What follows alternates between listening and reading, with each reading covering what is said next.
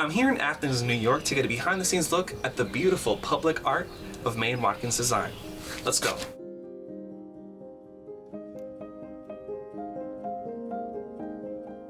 May and Watkins Design is an art company. We create art. We conceive it, we design it, we build it, we install it. It's done for mostly public art, lots of parks, but also sometimes private commissions for larger institutions. Tim was working at the Children's Museum of Manhattan. And he and a group of people were loosely putting together a show.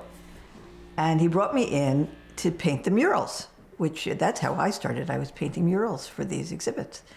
And then he left and decided to do a show in St. Louis. Yeah. And I was suddenly left with designing this thing, putting this thing together and running it, which I did.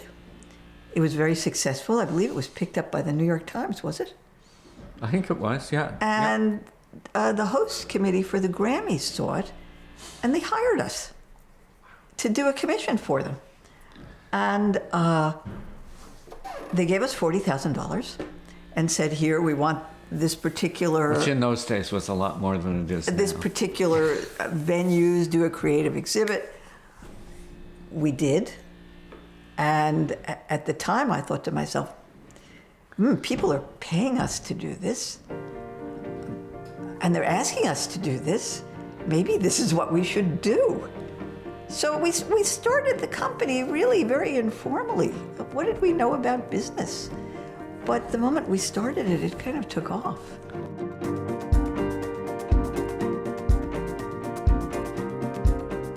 When we approach a project, we're usually given a site, and we listen to the parameters of what the clients are trying to achieve. And usually they're very broad. And then we try to create a unique piece that satisfies us and satisfies them. So some of our pieces will be in concrete, some of them will be in mosaic, some will be in steel, some will be in foam, some will be painted. It depends on where we are in the time and what we think best suits the vision. So we're always looking for new things to introduce to the work, but there is a foundation of form that I think it's fairly obvious in the work. Yeah, it's not geometric, it's not minimal. Yeah. Well, the process actually starts with Tim. He starts by... I call it chumming the waters.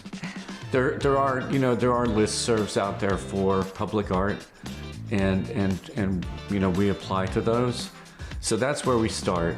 Well, we don't. You do that. Okay. Well, we are. Yeah. We get into a finalist stage fairly often. And usually that means there are 3 or 4 artists selected to produce concepts and do a presentation, and you're paid a small stipend. That's where I come in, with coming up with a visual and an idea for it. And we always work together on that. We're very engaged in whatever project we're really doing right now, and we think, oh, this is new, this is what we really want to do right now. I mean, what we're doing right now, the project that's going on right downstairs, it's for Aurora, Colorado. We're very excited about it because we're using a different way of using a rolling steel, large planes of it instead of a simpler, lighter way of fabricating. And it has a very organic, gutsy look that we haven't achieved in metal yet. Is this it? That's it. Yeah, you can just lift it up. It's really it's not fragile. Yeah. These things get thrown around, believe me. This was the initial concept model, and you can see how rough it is. Then this was actually the model that won the commission. This is for a park And so they wanted something that offered a substantial piece of sculpture and seating. This was done quickly. There are entrapment areas. There could be hazardous areas. You have to really look at that. And We don't want to impale anybody on the leaves.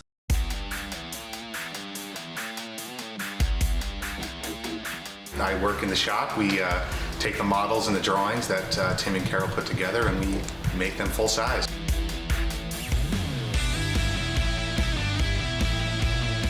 Right now we have 2 people working with us, and one of them, John Franzen, who is actually, he's from Athens. He was sitting across the street 14 years ago, not doing anything, so we put him to work. And he's actually, you know, he's turned into an amazing fabricator. He really has. I was literally arranging some rocks for a bed in front of my house next door, and Carol walked by and said, "Oh, you're an artist." I said, "Well, no, how'd you learn how to do that?" "Well, just kind of make them look nice. Do you know how to use a grinder?" My father always told me, say yes to everything, so I said, yeah. And 2 years later, here I am, using the grinder, so. we're a little bit crazy in the sense of being so immersed in this, and they have that same quality. I think probably all 4 of us are a little hard to live with, but we get along really well because they will work on something until it's perfect. Carol is she's much more of a perfectionist than I am. We fight all the time, and I'm always mad at him. The truth. No, seriously, he's daring, and he also brings a reality to the work that I can sometimes lose. Most of the pieces stand up to time, at least as far as I'm concerned. You know, it's some pieces I'll say, God, we should have done that, or, you know, what were we thinking? But most of them do stand up, and, you know, that makes me feel good. I mean, these basically, if I can say it, these are our babies, you know, and we're putting them out there, and watching people react with them is always, you know, really exciting. I love them sometimes, which is nice.